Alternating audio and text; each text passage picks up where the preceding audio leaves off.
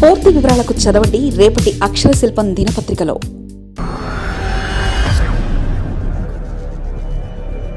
खत्म,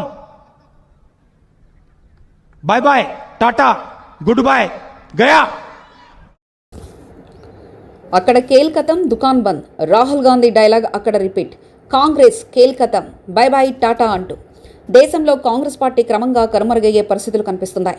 ఢిల్లీ స్థాయిలోనూ క్షేత్రస్థాయిలోనూ ఆ పార్టీ క్రమంగా పట్టుకోల్పోతుంది. ప్రతి రాష్ట్రంలో ప్రాంతీయ పార్టీలపైన ఆధారపడి ఉండడంతో హస్తం పార్టీకి ఈ దుస్థితి పట్టింది. అదే కర్ణాటక, తెలంగాణలో జాతీయ పార్టీగానే కాంగ్రెస్ పోటీ చేసి అధికారంలోకి వచ్చింది.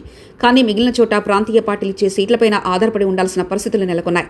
2004 ముందు పరిస్థితులు ఏంటి, 2014 తర్వాత ఏంటి అన్నది కాంగ్రెస్ పార్టీ పరిస్థితిని చూస్తేనే అర్థమవుతుంది. 10 ఏళ్లు దేశంలో కాంగ్రెస్ పార్టీ అధికారంలో ఉన్నప్పటికీ దేశంలో అన్ని రాష్ట్రాల్లో కాంగ్రెస్ పార్టీ క్షేత్రస్థాయిలో బలాన్ని పెంచుకోలేకపోయింది. నెహ్రూ కాలం నుంచి ఇందిరాగాంధీ, రాజీవ్ గాంధీ హయాంలోనూ ఉత్తరప్రదేశ్లో కాంగ్రెస్కు మంచి పట్టుండేది, పటిష్టమైన ఓటు బ్యాంక్ ఉండేది. కానీ రాను రాను రాహుల్ గాంధీ జమానాకు వచ్చేసరికి ఉత్తరప్రదేశ్, పశ్చిమ బెంగాల్, బీహార్, ఢిల్లీ, మహారాష్ట్ర, ఒడిశా వంటి రాష్ట్రాల్లో తమ పట్టును కోల్పోయింది. ఒకప్పుడు ఈ రాష్ట్రాల్లో కాంగ్రెస్ పిడికిలి బిగించి గెలిచేది. కానీ ఇప్పుడు ఆ పరిస్థితి లేదు. బీజేపీని తట్టుకోవాలంటే ప్రాంతీయ పార్టీలతో కలిసి వెళ్లాలని అనుకోవడమే ఆ పార్టీ తనకు తానే ఆత్మహత్య చేసుకునే పరిస్థితికి వచ్చింది. కేవలం రాజస్థాన్, మధ్యప్రదేశ్, కర్ణాటక, తెలంగాణ రాష్ట్రాల్లో మాత్రమే ఒంటరిగా పోటీ చేస్తున్న కాంగ్రెస్ మిగిలిన రాష్ట్రాల్లో మాత్రం ప్రాంతీయ పార్టీల మద్దతు కోసం అర్రులు చేస్తుంది. బీహార్లోనూ కాంగ్రెస్ పార్టీ ఆర్జేడీ బలపడడానికి పరోక్షంగా కారణమైంది. బలమైన కాంగ్రెస్ నేతలు విడిపై ప్రాంతీయ పార్టీలు పెట్టుకున్నారు. అది కూడా పార్టీకి ఇబ్బందిగా మారింది. మహారాష్ట్రలోనూ పొత్తులతోనే బరిలోకి దిగింది. ఒకప్పుడు బలమైన నాయకత్వం రాష్ట్రాల్లో ఉండేది. కానీ రాను రాను రాష్ట్రాల్లో లీడర్షిప్ బలహీనంగా మారింది. బీహార్లోనూ అదే జరిగింది.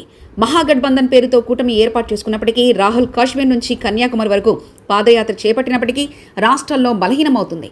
కాంగ్రెస్ బీహార్లో సింగిల్ డిజిట్కు పడిపోయినా ఆశ్చర్యం లేదు. ఎంఐఎం అంటే తక్కువ స్థానాల్లో లీడ్లో ఉంది. అదే 4 అసెంబ్లీ నియోజకవర్గాల్లో అది మేజార్టీ కనిపిస్తుంది. దీన్ని బట్టి చూస్తే దేశవ్యాప్తంగా కాంగ్రెస్ పార్టీ క్రమంగా పట్టు కోల్పోతుంది. అందుకే రాహుల్ గాంధీ డైలాగ్ లాగానే కాంగ్రెస్ కేల్ కథం, bye by Tata, good bye, Gaya అన్న డైలాగులు గుర్తుకొస్తుంది. మరిన్ని కథనాల కోసం సబ్స్క్రైబ్ చేసుకోండి మీ అక్షర శిల్పం. పూర్తి వివరాలకు చదవండి రేపటి అక్షర శిల్పం దినపత్రికలో.